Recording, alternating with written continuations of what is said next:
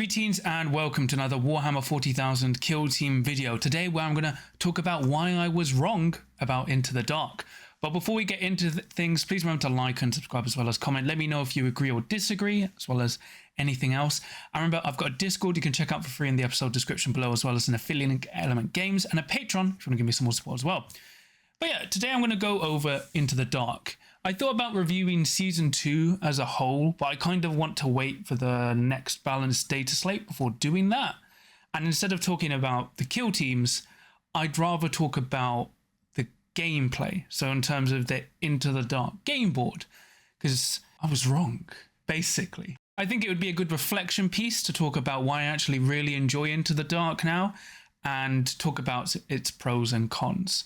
So yeah, let's get into it. So you may remember when Into the Dark first came out, I was quite negative towards it and very dismissive. And, you know, to cut things short, I was wrong. But I thought today, as I'd go through it, I'd like to explain... Well, I did explain why I thought I didn't like it at the start. But I think it's good to start off at its cons, then its pros, and how times differed. Because Into the Dark was a very interesting time for the game, because it was Season 2. So Season 1 was all the open boards, and Season 2 was a bit kind of a huge change. So going into like the background of it, we kind of, because I used to play Kill Team 2018, and the big problem we had with Kill Team 2018 was it was very imbalanced competitively. Basically just no one died. It was a very weird gameplay style. And then they switched to Arena, which kind of forced everything from a 3D environment into a 2D game board with like cardboard doors or plastic doors. And it made the game much better competitively, because it managed to make like elite gun lines really much weaker, but it kind of overpowered hordes and combat forces. But it was a much better way to play, but it warped the game. And then, you know, we got elites and all of that. So when we saw Into the Dark, we were kind of like, oh dear, we're going back into that era of the game, which eventually killed Kill Team 2018. Because remember, you have to remember, we had Open, then you had like 6 months in Arena, then you had Elites, then you had Kill Team Rogue Trader, and then characters. Like, it was a huge mess. So seeing that was kind of like, oh my gosh. And when we saw that with Into the Dark, I was kind of like, oh no, we're repeating what happened before. I thought we learned we're going to see Kill Team tanks next. But I would like to go over my cons for Into the Dark, because I think it's a nice bridging point. I think a lot of these are still valid, but it's also why I really disliked Into the Dark at first. So the first one was it's effectively a 2D environment. And while we've lost Vantage, because we lost Vantage, it eliminated a whole big part of the gameplay, which what I liked about Kill Team was the verticality, and that's a 3D environment. So you don't have to worry about a 2D plane. You've got to be more mindful of all these avenues. And I generally dislike any kind of gameplay change or expansion that removes mechanics from the core game. For example, imagine if we had an expansion that made combat really difficult, so just turn into a shooting environment. I would dislike that a lot, and vice versa. So when we lost vantage points and the ability to like scale stuff, I was kind of like, oh. And my other main gripe was the symmetrical layouts. I really hate symmetrical layouts in general, but I think they're even worse in Kill Team because of how it penalizes the defender.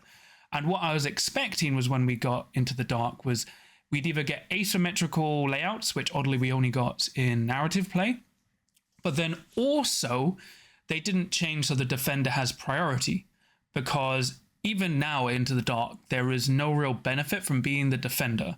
You still, because of drop zones being identical and symmetrical, you kind of just deploy first. Even with the group system, you deploy first, and now you get punished because your opponent wins on ties for scouting. So if they had reversed the scouting thing, I would have liked that a lot. And then the other thing was just the lack of cover, because even though Into the Dark does block a lot of shooting, because, you know, walls and doors, without using the scatter terrain we got Into the Dark, it makes boards, even today, lots of long corridors are just open death zones. So you have this weird thing where It's really hard to move up unless you're fast, as in you can move and dash. So you can quickly clear corridors without having to hide. But also claiming cover is really hard.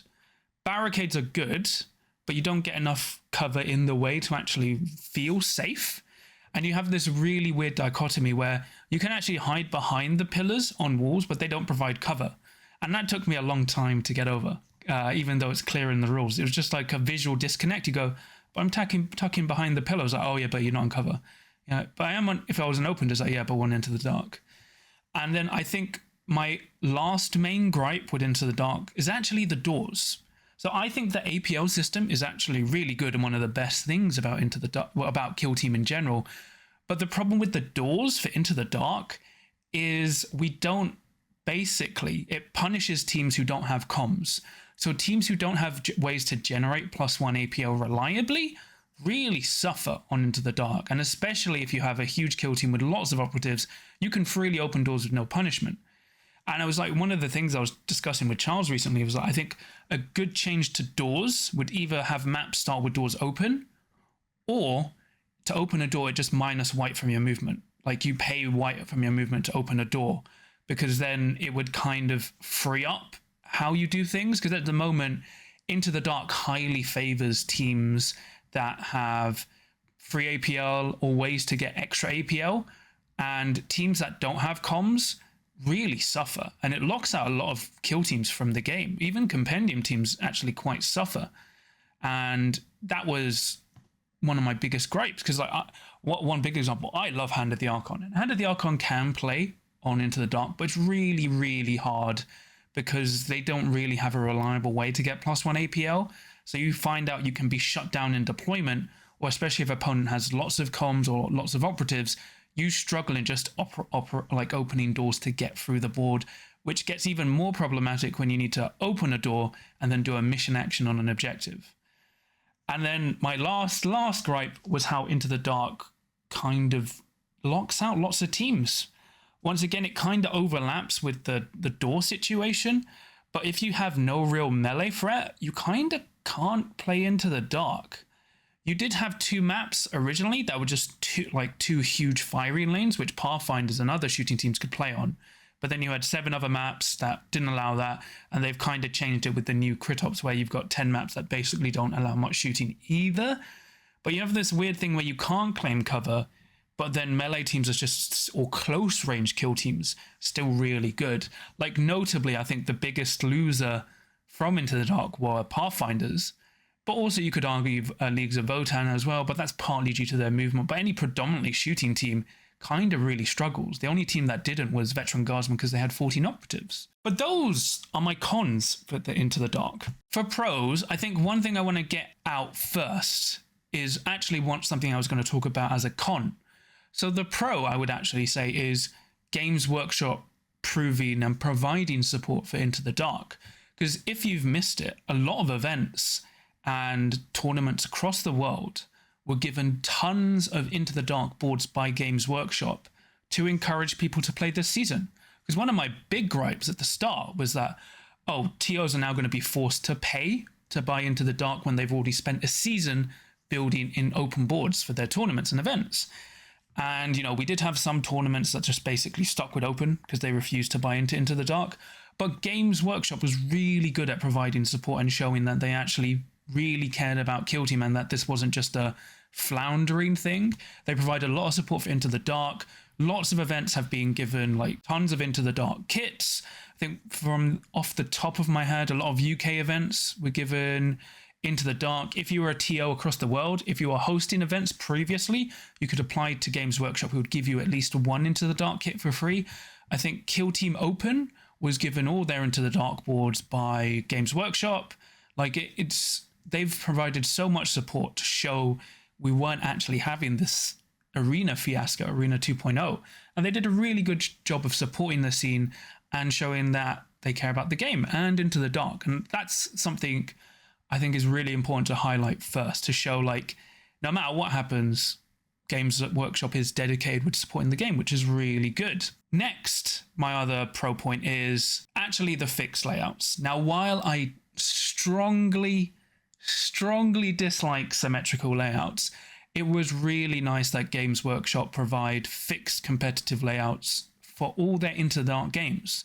Because like one of the biggest things is you have people arguing about boards. No one's ever going to be happy with board layouts when it comes to open play. Some people like unsafe drop zones. Some people like safe drop zones. Some people like hardly any cover. Some people like really dense boards. You're never going to find the right balance. There's always going to be complaints.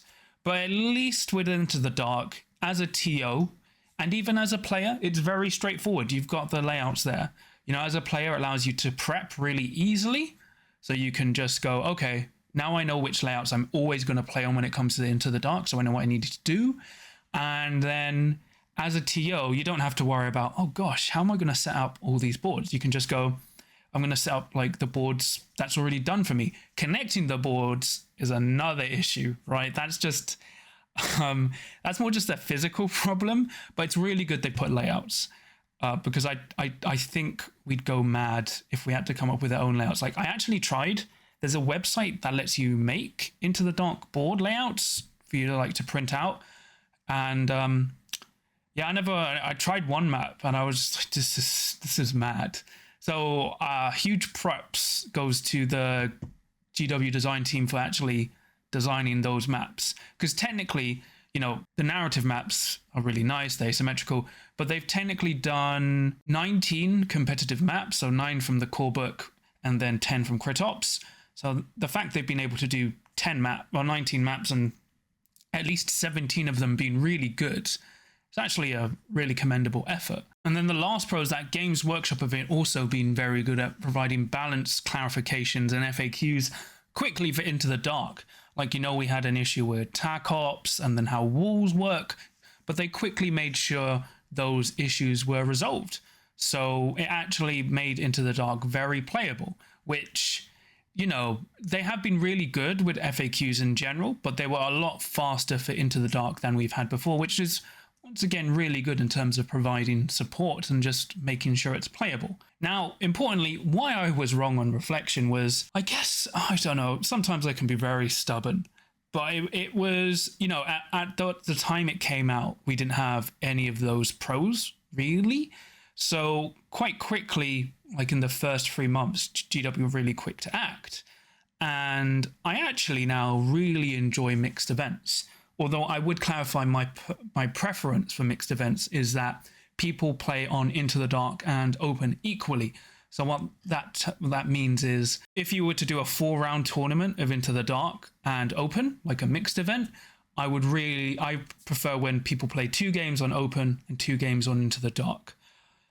Just because it ensures all players get an equal amount of time on both game boards. Because I find on mixed events, it's really a struggle when it's randomed. So you could have a tournament where you play only on Open or only on Into the Dark, which can be very warping. But I really enjoyed the mixed format as a whole. But yeah, it was just kind of seeing all that support, seeing it everywhere, and then actually deciding to properly learn Into the Dark. Because it is effectively a different game mode. And I think it was actually picking a kill team that I liked to play on Into the Dark. Although, oddly, the kill team that made me enjoy Into the Dark more was actually Hand of the Archon, which is really weird considering they actually hate Into the Dark. But over the past few months, I've actually grown to really enjoy it a lot. I still much prefer Open. I'm an Open player at heart, but I actually really like Into the Dark now. And I think one of the other barriers that helped me overcome Into the Dark, Open, you can kind of wing it a bit. You can kind of just go, even when you're exposed to new layouts, if you're an experienced enough player, you can quickly go, okay, these are the key fire lanes, these are the key vantage points, these are the key buildings I need to secure to stay safe. With Into the Dark, it's very different. You actually need to pre-practice. So, you know, I can get quite lazy. So once I did all the prep work for Hand of the Archon, I was like, oh, now I've kind of memorized all the layouts, memorized all my plays, practiced how beneficial it is to split groups where and where, which TAC ops to pick. I actually enjoy it really a lot more now because I can kind of go, oh, okay, you know, I can't do the same tricks on Open, but now I can do different tricks on Into the Dark, like pretend I'm swinging one way on the board, but actually go in another another way. Or if I see my opponent heavily deploy on one side, I can just deploy on the opposite side and play to dominate that and kind of move through. But once you've done enough prep work, because the good thing is, you know, all the maps, if you're playing crit ops, are up online for free on the Warhammer community website. So you can just download those all, and you can quickly quite plan out what you need to do. It is frustrating because you don't really need to do that on open. You don't really need to study what your first turning point and turning point 1 and 2 plays should be. But Into the Dark really allows that, so you can kind of almost auto plan what you need to do every game, which is a negative and a con in itself, but it just offers an interesting take. And as a lot of other people have said, I really do like mixed events. The good thing is it actually promotes weird balance in a way. And one thing I like is it kind of discourages certain teams, because if you're playing on open and mixed, so if you're playing on mixed format, you know, you have teams that excel on Into the Dark and teams that excel on open. But when you've got mixed, it opens a really interesting avenue of play. But yeah, it's just kind of quite fun playing Into the Dark once you accept and learn its quirks. And on most maps, you can have really fast turning point 1s. Like, oddly, I find in Into the Dark, deployment's quite long, but then turning point 1 is usually quite fast, and then turning point 2 is where the big changes happen. And then after that, it's usually turning point 3 and 4 quite quick, because, you know, turning point 1 is basically moving up, opening doors, and then turning point 2 and 3 is where all the main action happens. But yeah, I think it just took me a while, because the one thing I didn't want to be like was when we had Kill Team 21, you know, Kill Team 2021, sorry. We had a lot of players who played the last edition who just rage quit and were just like, oh, I'm not playing, or I'm focusing on other games, or I'm not going to take this edition seriously. And then I realized quite quickly into the Dark season, I was like, oh my gosh, I've basically become those people. Because, you know, a lot of people really liked how you can just study Into the Dark and be good at it, because if you've prepped enough, people who don't prep, you will have a natural advantage of, because you go, oh, we're playing this map, I know what to do turning point 1, especially against your kill team, I've planned all that out, because Into the Dark allows me to plan. And I was like, I can't be a champion for this edition, you know, like saying it's really good, all of that, enjoying the first season, and then when it doesn't go my way in terms of the direction I don't like, I can't just go, well, I'm just going to focus on open instead. I realized quite quickly into that, then I was just being kind of a hypocrite, and not saying as bad as those people, not saying they were bad just to, you know, quit the edition and stuff. But I was like, you know, I can't really go like, look, oh, those people just stop playing, or, you know, that kind of stuff. I was like, you know, I pick up games really quickly. If I'm actually good, I should probably just learn and adapt and stop being stubborn. And that's what I did. And now I do really enjoy Into the Dark. I mean, it's still tough. As I said, I naturally dislike any deviations from a core gameplay, from a game system. I dislike it from any game I play. But it's interesting how Into the Dark opened a new avenue of play. And it'll be really interesting to see what happens in Season 3 if they do something similar. Like I said, you know, jungle. I would love jungle. So my dream would be jungle, light cover, with vantage points. But vantage points are really dangerous to stay on because they're full of like venomous, carnivorous plants. But I could also see dense city fighting, where instead of just being open, it's really vertical, because verticality, instead of just like one vantage points with multiple vantages, effectively. Like a 3-story building or something. That's what we could see in Season 3. Yeah, I was like, you know, adaptation is key. You either get with the times or you just don't play. And yeah, you know, it just took a lot of learning, but I'm happy to admit I was wrong. I know some people are like, you hate saying you're wrong, John. You never say you're wrong. And no. I'm happy with saying I'm wrong. You kind of have to if you're me, especially in my job. But yeah, I actually really enjoy Into the Dark now. And, you know, maybe I was a bit too extreme at the start when reviewing, you know, the first box of Season 2. But I'm really glad with how it turned out, especially with how Games Workshop have supported it. But yeah, overall, once again, I was wrong about Into the Dark. It's actually been really good for the game. You could argue it's helped people play more, although it's kind of a weird combination of, you know, Intercession being released for free at the same time. But Games Workshop providing a lot of support and linking it to 40k helped a lot as well, because, you know, we've now had boarding action players go, oh, well, I'll play some Kill Team. I bought boarding actions. Let's play some Kill Team, which is really good. But I think where Into the Dark excels is when it's in mixed format. So when you go with open and Into the Dark, I think that's probably actually the best way to play. And after speaking to a lot of my competitive friends, they've kind of convinced me, especially as I've played it more. I really like the differences in both Into the Dark and open, but I like how when you combine them into an event, ensuring, as long as you can ensure as well, both players get all players get an even split on open and Into the Dark, you can have a really good gaming experience.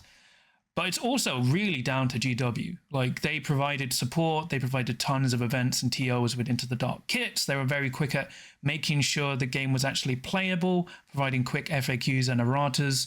So, you know, if we do have another shake-up when it comes to Season 3 or another edition, I'm actually very confident and happy with how it will turn out now, because, you know, Games Workshop have proved if there is a big shake-up, as long as they can find dedicated people to play and run events, they will happily provide either enough terrain for you to run an event or enough terrain for you to get off the floor, so you can then, you know, invest to get more terrain to help run these new seasons as a competitive format.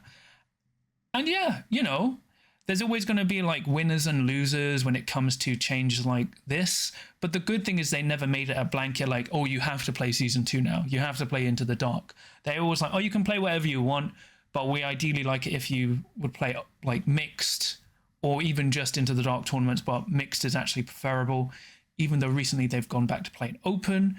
But it's really good. And yeah, I enjoy Into the Dark. And if you don't like Into the Dark and you've just like, John, you betrayed us, you are our last bastion of hope, I'd just say give it a chance again. Approach it with the Kill Team that really excels at Into the Dark, and just learn some layouts. Like, pick a layout that you want to play in Into the Dark, and then just spend an hour or two, either before the game or the day before, looking over with your Kill Team going, okay, how am I going to split myself into 3 groups, and how am I going to move up this board? Which doors do I need to open first? Like, all that kind of stuff. And I think you would actually learn to enjoy it and like it really a lot, like I did. But that's pretty much it from me today. Please remember to like and subscribe as well as comment. Let me know what you thought. Do you agree, disagree? Do you like this video or not? And remember, I've got a Discord you can check down in the episode description below, as well as a Patreon if you want to give me some more support, and then a link in Element Games. But I'll quickly shout out my patrons. So for my adults of the crew, I have Sam, Nicholas, Nick, Mr. Meatwad, Kenzie, John Thomas, Eric, Captain Murder, Dad of Goldens, Ben, Average Joe 27, Arthur, and then for my veterans of the crew, I have Samja. So thank you so much. Your support really means a lot to me and helps support the channel. But yeah, that's pretty much it from me today. I've meant to do more videos, but it's a combination of waiting for the balanced data slate, and also it's really hot.